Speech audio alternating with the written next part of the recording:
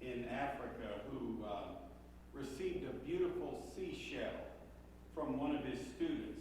The boy had to walk a long way to make this gift happen. He had to go to a certain spot along the ocean where these seashells could be found, and then he had to walk back and give it to his teacher, and it was a long, rough journey. And the teacher was amazed at this gift, and he said, "Young man, you've walked so far to bring me a wonderful present, but why did you do that? You walked too far." And the student said this, he said, teacher, the long walk is part of the gift. The long walk is part of the gift. Now, the next time you are working on something difficult in your life, maybe you're struggling with your spouse or with one of your kids or grandkids, or maybe it's a struggle on the job or somewhere else, as you struggle, you can remind yourselves the long walk is part of the gift. The long walk is part of the gift. Now, viewed from that perspective, even the problems that we cannot solve immediately and quickly, even those problems need not lead us to despair. If we want to have the best 2024 that we can possibly have, if we want God's best, we may have to abandon our obsession with quick solutions. Not everything can be solved in a moment's time. It may take a while to figure things out. We may have to wait. We may have to actively wrestle with the problem for a while. I have noticed that when I drive over here or over to Streeter from Dwight, I've noticed that sometimes I have the music turned up too loud. Or sometimes I'm listening too closely to some sports programming that's on the radio. And I wonder what's going on there. These things can distract a person from fatigue or anxiety. And so it's kind of like candy. It can distract you a little bit. But I wonder if distractions are really the best medicine.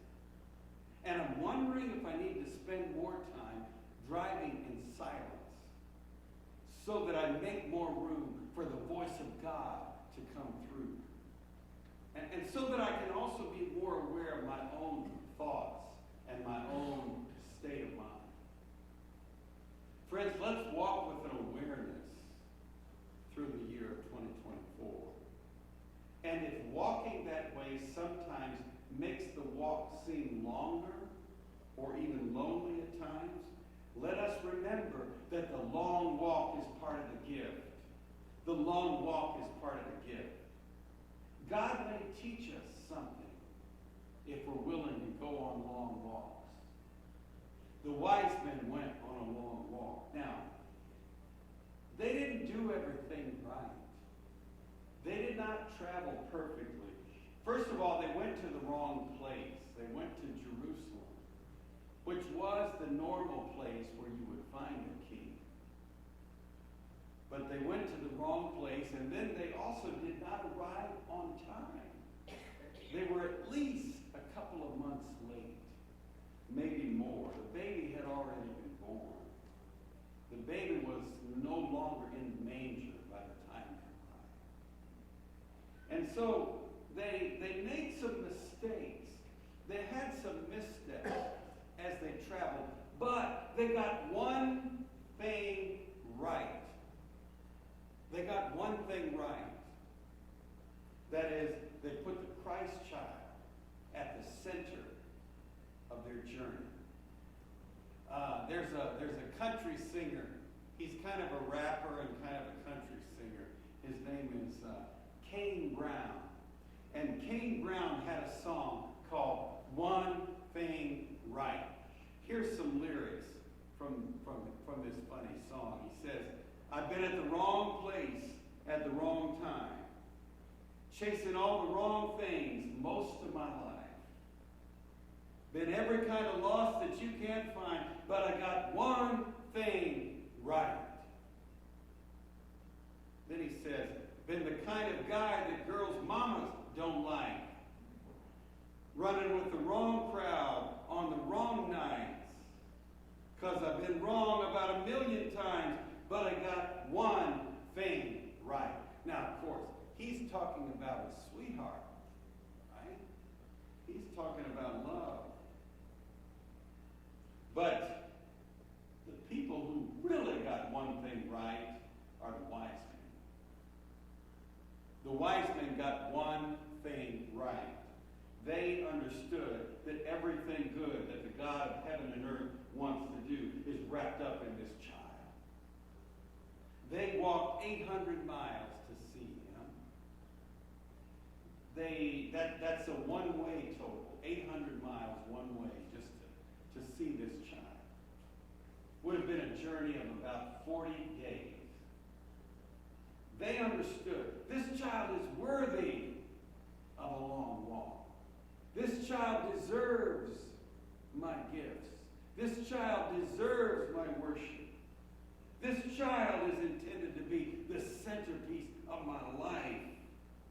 These wise men understood the centrality of this child. They got one thing right. One thing right. Now, it's amazing that God even included the wise men in the story. The word magi, which is the word used for them in some of the translation, magi is related to the word magic. And it's possible that they also were practitioners of a Zoroastrian religion, which is a religion that has two gods, one good God and one evil God. So these guys had a lot of different beliefs than we had. They also may have believed that the stars had a heavy control over human behavior. And in Judeo-Christian teaching, we frown on that kind of thinking because it diminishes the role of a personal God, and it also downplays the role of human freedom. And we celebrate those things. A personal God and human freedom, those are some benchmarks of our faith. But these guys from the East, they believed in astrology. So they had a lot of unusual beliefs. And they made some mistakes along their journey. But all of this is superseded by the fact that they got one thing right. They got one thing right. And for God to place them in the story tells us something really important about the heart of God. And that is this. We don't have to get everything right. We don't have to walk and travel perfectly. And his heart is so big that there's room for everybody. His tent is so huge that he wants everybody to come in. That's his will for the world, that all of us would come together in the Christ child. All of us would be united in Jesus. That's God's perfect will. And even in this room today,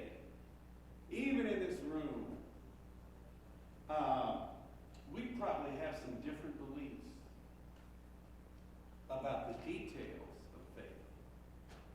But if we get the one thing right, the centrality of Jesus puts us all in the same family. We're all in the same family. Friends, your timetable is yours. Your background is yours. There is no difference you may perceive in yourself that disqualifies you from being in God's family. These wise men were different from almost everybody else in the story. They were Gentiles, not Jews. They were wealthy, not poor. They were better educated than anyone else in the story. And yet our God, our great God, includes them because this Messiah is offered to all. This Messiah is intended for everybody. People with wealth and education sometimes have a harder time believing and putting their faith in Jesus.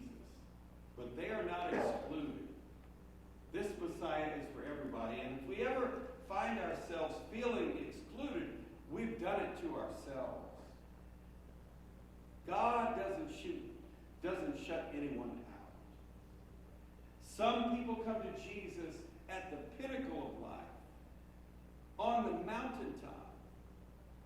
Some people come to Jesus when they're desperate and have no other options, nowhere else to turn. In truth, people come to Jesus from all different points on the compass. Nothing disqualifies you or anyone else. And like the wise men, you can arrive late and still find a place. It's never too late. And it's no accident that this story is told in the Gospel of Matthew, because one of the themes in Matthew is the process of defining God's chosen people. Who are God's people? And Matthew is trying to tell us, look, God's people, that's no longer defined by birthright or ethnicity or geography. People of God is something defined by a relationship with Jesus. And it applies to anybody who puts faith and trust in Him for salvation. Anybody. And the long walk is part of the gift. The wise men were not stymied by missteps or delays. Let's consider just some fun examples from the secular world about people who were willing to take a long walk. Elvis Presley. When Elvis first went down to the Grand Ole Opry, they rejected him. They said, son, you should go back to being a truck driver. You have no future here. Or consider Steven Spielberg. He was rejected 3 times by the University of Southern California School of Theater and Television. 3 times they rejected him. And he never, ever achieved a college degree. Harlan Sanders, Mr. KFC. His recipe for chicken was rejected many, many times when he was going around trying to find financial backers for Kentucky Fried Chicken. And it's said that Thomas Edison failed more than 1,000 times before he succeeded in creating the light bulb. So all of these folks were willing to take a long walk. And it one day culminated in a celebration, because the long walk just enhances the celebration when victory finally comes. When victory finally comes, we know that the long walk is part of the gift. Now, to do our best in 2024, we are going to be required to give our best, even on the days when it seems like nothing is happening. Even on the days when it seems like our efforts are fruitless and our prayers are bouncing back off the ceiling. At the end of his life, the Apostle Paul was able to say, I have fought the good fight. I have finished the race. I have kept the faith. Notice that he didn't say, well, I was in the fight. He didn't say, well, I put up a fight. He was able to call it a good fight. And I think he was able to call it good because he committed himself daily to doing God's best.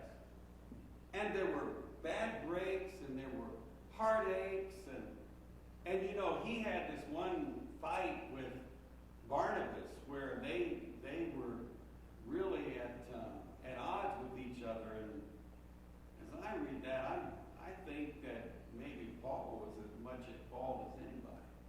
But so he didn't travel perfectly. He didn't travel perfectly, but he always gave it his best. He always gave it his best. And so, if we're going to travel well in the new year, we need that focus. The focus of the wise men. They never forgot what they were traveling for. We need focus. You know, if you go into the new year with 10 different New Year's resolutions, you will keep none of them. Nobody can meet 10 goals or 10